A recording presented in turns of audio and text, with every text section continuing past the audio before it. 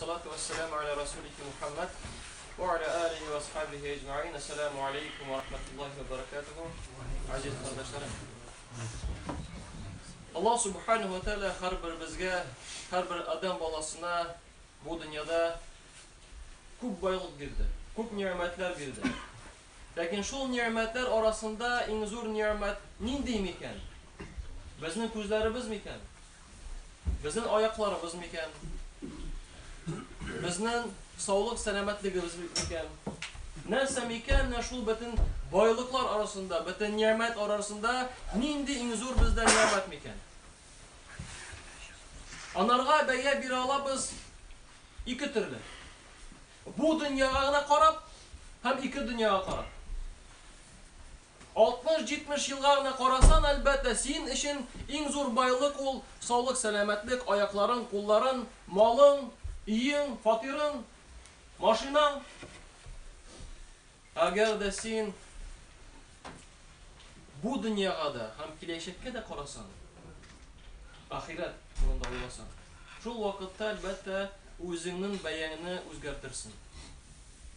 Çünkü bu dünyada biz bilen yaşay başladık. İndi yukka çıkmayız. Bir halden ikinci hallerine koşarız. Bu dünyada 60-70 yılına yaşayız. Anları kabirde yaşam. Anları kıyamet gününe özü 50 bin yıl bula. Anları kimdir cennetke, kimdir cehennemge kire. Menamında bizde baxitka bu dünyada hem baxitka kileşekte nerse yerde mite baxitli bulurga. Nerse, nindi nimet, nindi baylık. Mine şuna karab biz anarga beye de biri alabız. Nerse bilen sen bu dünyada baxitli bol alasın. Hem nerse bilen sen kileşekte o mengilik bulabit o. Ayaklar kullar mı? Ol elbette ayakların kulların nimetinden yani gamellerinden turar. Misal için kişinin ayakları kulları var, zihni var, sağlık selametlik var, balası var, hatınları var, imanı yok. Bu dünyada özünçe baxitli bulup yaşar. Özünçe. Çünkü din yağından hakiki baxit ol, yürekten şahatıran baxit. Andı baxitini elbette ol bu dünyada size almaz. Lakin özünçe ol özün baxitli edip size. Min baxitli deyip uylar özün. Akileşikte kıymet günü kubarıp çıkkansın. Kabirde yaşayanda endi ol anlar, ayaklar, kullar gına baxit getirmeyler. Kışın ayakları yok, ya ise kulları yok, ya gözü yok, lakin imanı var. Bu dünyada onlara belki biraz daha uğrak bulaşak. Allah kuluna. Lakin özü baxitli ikenligin sizler ol iman aşağı bu dünyada. Hem kileşekte de kıyamet günde baxitli bulaşak. Anda bir ayakları da kullar da bütün nimetler anda bulaşak. 60-70 yılda onlara ağırrak bulaşak. Kileşekte jingilrak bulaşak. Bu elbette biz fikir aşamını anlayız. Meddiyaktan bu ağaçta tutkan şekilde biz anlamayız yani. En birinci adım kaçan biz anı tatıyız. Kaçan biz imanın, beyesin, meddiyaktan size başlayız. O indi bizden canımız çıkan vakitte. Mine canın ulu vakitten kelgende, ulu feriştesi kelge sana sözü bilen aytkanda sen indi anlaysın onun imanın faydasını. İman aşağısı işlengen gamellerinin faydasını. Eğer de etse şık, yaxşı can Allah'ın rahmetine dise, mine o.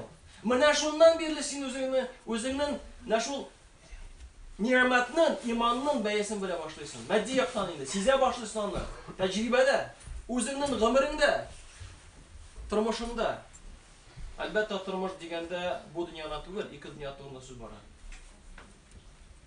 Eğer de sen aytsalar, şık, naşar can, Allah'ın azabına dise, münesin, Allah saklasın, nindegine kışıp olmasın, nindi naşar halde ol ikenligin anlayışın.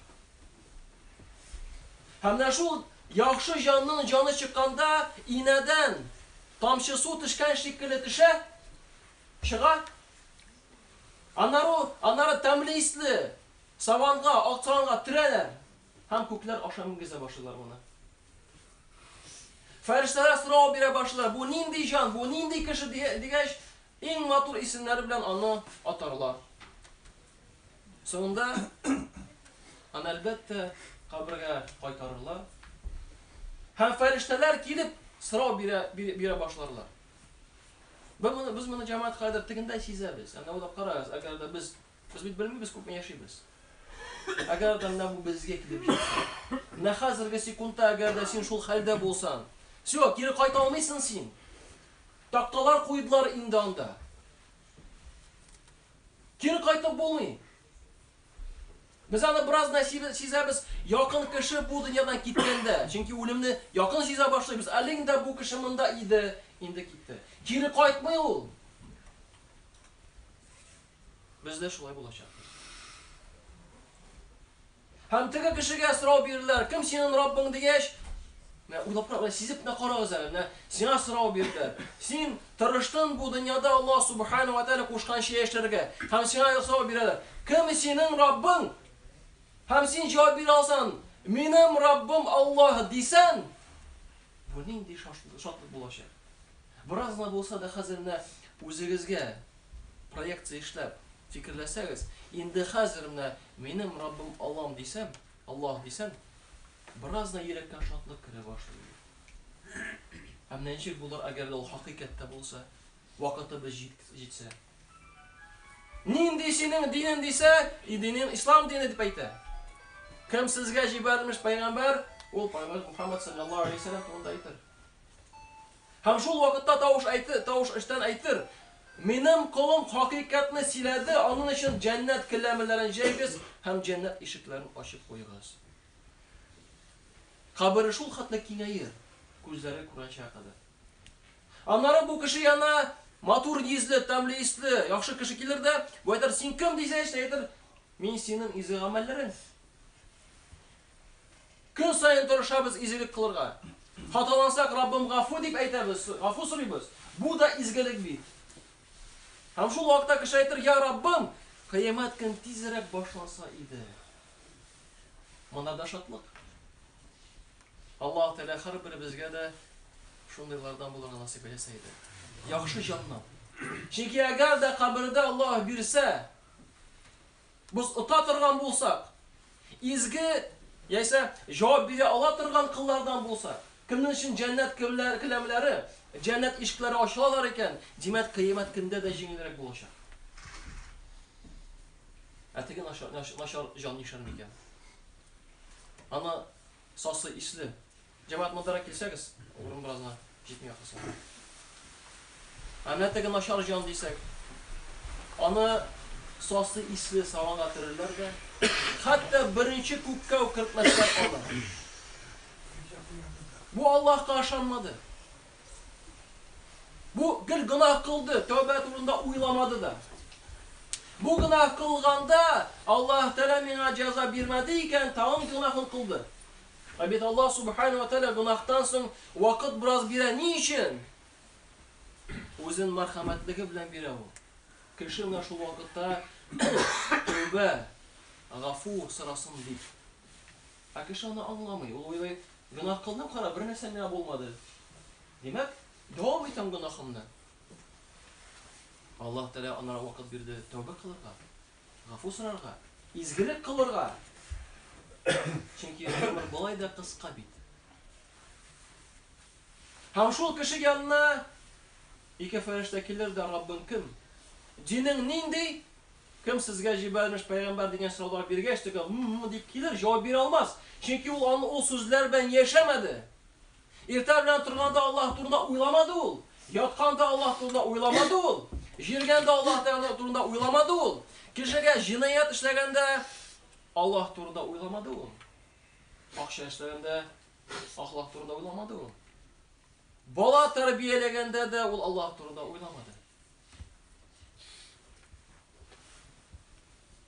Тәкәбберлек сыйфатын күрсәткәндә Аллаһ турында уйламады. Дин турында уйламады. Үзен Аллаһ ризалыгы өчен яратмады ул. Үзенә карата объектив хәлдә, үзенә карата гаделле булмады ул. Тормыш узды да китте.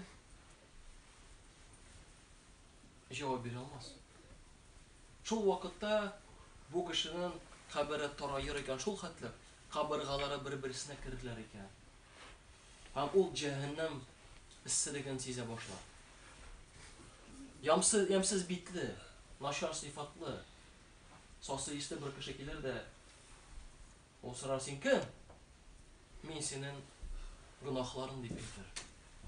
Шул вакытта кеше әйтер: "Раббым, кыямәт көн бер кайчан башланмаса иде" дип әйтер.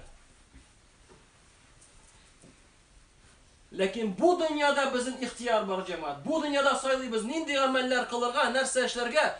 Бу ихтияр хакын безгә Аллаһ Тәала бу дөньяда бирде. Кыямәт көндә, кабердә бу дөньядан китү белән ул хукук алынды кешедән. Анардан беркем сорамас. Телисеңме син кыямәт көн? Теләмисеңме син кыямәт көн? Ул була инде. Әгәр дә кабердә хәл начар булды икән, кыямәт көндә хәле тагын да начаррак булыр икән. Шуңа күрә җәмәгать, тормышыбыз кыска. Ул тормышны үз арабызда фитнәгә, төрле начар сүзләргә вакытны әрәм итмик. Киресенчә, хатыным микән, балам микән, әниң микән, туганым микән, күршем микән, белмәгән кеше булса да, матур сүз әйт. Үзеңне яратырсың. Хакыйкый мәхәббәт белән үзеңне яратырсың. Шул вакытта, әгәр дә үзеңне изгелеккә тартсаң, башкаларны изгелеккә тартсаң, ничек син башкаларны изгелеккә тартырсың? Ничек син аларны яратырсың, кайчан син үзеңне дә яратмыйсың? Бит шул вакытта син үзең яраткан булырсың, кайчан син тырышырсың Аллаһка гыйбадәт кылырга, Аллаһ кушканча яшәргә һәм кешеләргә карата аларның хакларын бирергә. Шуңа күрә җәмәгать, Аллаһ Субхана ва Тәала һәрберебезгә дә насыйп әйләсә иде, иманның ләззәтен сизергә, иманның дәрәҗәсен, бәясен белеп яшәргә. Чөнки җәмәгать, бу дөньяда да аны күрәбез. Гөнаһ кыласың, бераз вакыт уза, авырлык килә. Иманлы булып йөрисең, тырышасың изгелек кылырга, кайбер чакларда шундый ләззәт сизәсең иманнан. Бер кеше дә ул ләззәтне сизми. Бер галим әйтә бит, әгәр дә ди, без аны күп чакларда югалтабыз, аны өстендә эшләргә кирәк җәмәгать. Әгәр дә ди патшалар белсәләр иде, нинди без намаз вакытында ләззәт алабыз, алар шул ләззәт өчен сугышырлар иде. Ләззәт юк. Өстәмә намазларны ука. Төнге намазга бас.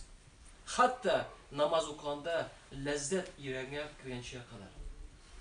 Аллаһ Субхана ва Тәала һәрберебезгә насыйп итсә иде, шул изге яхшы җаннардан булырга. Аллаһ Субхана ва Тәала һәрберебезгә насыйп итсә иде, вакытыбыздан көн сайын 5 тапкыр намаз укып, безнең өчен дуа кыла торган балалар, оныклар Раббыбыз һәрберебезгә насыйп итсә иде. Чөнки намаз укый торган бала көннә 5 тапкыр Раббым әниемне, әбиемне, дәватимне гафу ит дисә, елына 1800 мәртәбәдән артыграк була ул җәмәгать. Һәрберебезгә дә Аллаһ Тәала шуны насыйп итсә иде. Субханакаллаһу ва бихамдик, ла илаха илля анта, астагфирука ва атубу илейк, валлаһу самиуд дуа.